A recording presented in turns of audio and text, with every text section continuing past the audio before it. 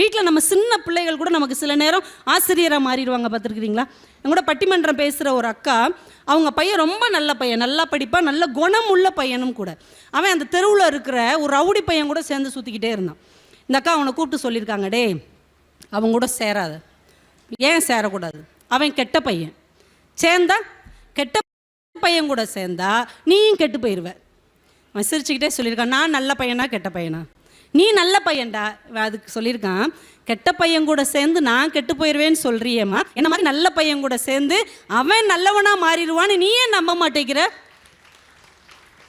பிள்ளைகள் எவ்வளோ தெளிவாக இருக்கிறாங்க பாருங்கள். நம்ம பெரியவர்கள் ஒரே விதமான பார்வையில் வாழ்ந்து கொண்டு இருக்கிறோம். ஆனால் அடுத்த தலைமுறை இன்னும் இந்த மண்ணின் மேல் நல்ல நம்பிக்கையை விதைத்து கொண்டிருக்கிறார்கள் என்றால் அவர்கள் மாற்றி யோசிப்பவர்களாக இருக்கிறார்கள். என் ஃப்ரெண்டு ஒருத்தி எங்களுக்குலாம் மெசேஜ் அனுப்புவாங்களா, நம்ம ஃப்ரெண்ட்ஸ் எல்லாம் குரூப் மெசேஜ் அனுப்பும்போது அந்த மெசேஜ் முடிகிற இடத்துல LIP அப்படின்னு அனுப்புவோம்.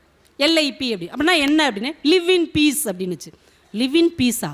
பொதுவாக ரெஸ்ட் இன் பீஸ்ன்னு தானே எல்லோரும் போடுவாங்க, நீ ஏன் எப்படி போடுற?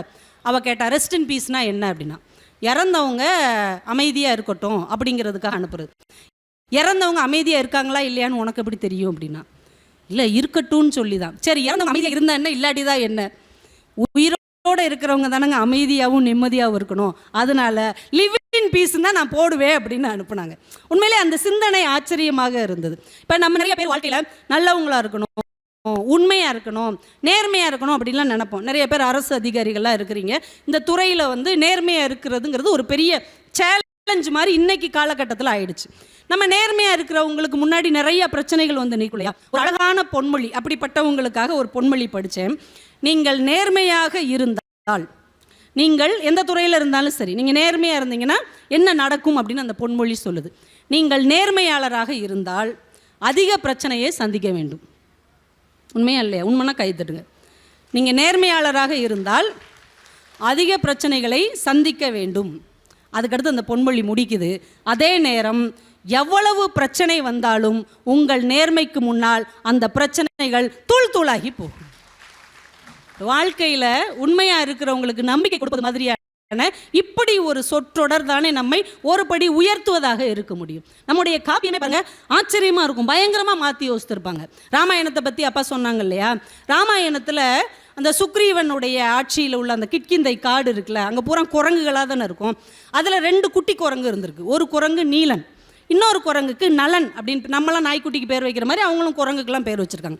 இந்த 2 குட்டி குரங்கு பயங்கர சேட்டை. அந்த ஏரியாவில் சுதீட்சனர் அப்படின்னு ஒரு முனிவர் இருந்திருக்கிறார். அவர் என்ன பண்ணியிருக்கிறார், இறைவனுடைய சால கிராமத்தை வச்சு டெய்லி சாமி கும்பிடுவார், அதுக்கு தவம் செய்வார். அவர் கண்ணை மூடி தவம் செஞ்ச உடனே இந்த 2 குட்டி குரங்கு என்ன செய்யும், அதை எடுத்துகிட்டு போய் பக்கத்தில் இருக்கிற ஏரிக்குள்ளே போட்டுரும். ஏரிக்குள்ளே அந்த சிலையை போட்டவுடனே என்ன ஆகும், முங்கி போயிடும் இல்லையா? இவர் கண்ணை முழிச்ச உடனே அதை தேடுவார்.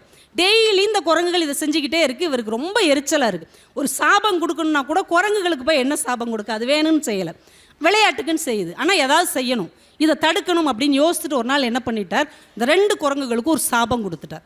என்ன சாபம்னா, நீங்கள் 2 பேரும் எதை தூக்கி தண்ணியில் போட்டாலும் அது முங்காது, மிதக்கும் அப்படின்னு சொல்லிட்டார். அதுக்கப்புறம் இந்த குரங்குகள் அதை தூக்கி தூக்கி போடுது, மிதக்குது. உடனே இந்த குரங்குகளுக்கு அந்த விளையாட்டு மேலேயே இன்ட்ரெஸ்ட் இல்லாமல் விட்டுருச்சு.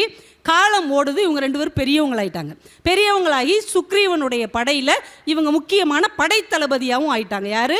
இந்த நீலனும் இந்த நலன்ற 2 குரங்கும் பெரிய ஆளாகி படைத்தளபதி ஆயிடுச்சு.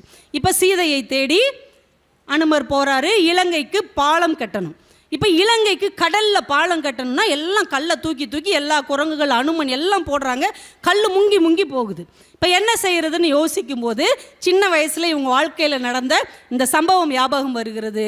இது ராமன் கிட்ட சொன்ன உடனே ராமன் எல்லாரும் கல்லை எடுத்துகிட்டு வந்து இவங்க 2 பேர் கையில் கொடுங்க, இவங்க தூக்கி தூக்கி எரியட்டும், கல் மிதக்கும், அது மேலே ஏறி நடந்து போயிடுவோம்.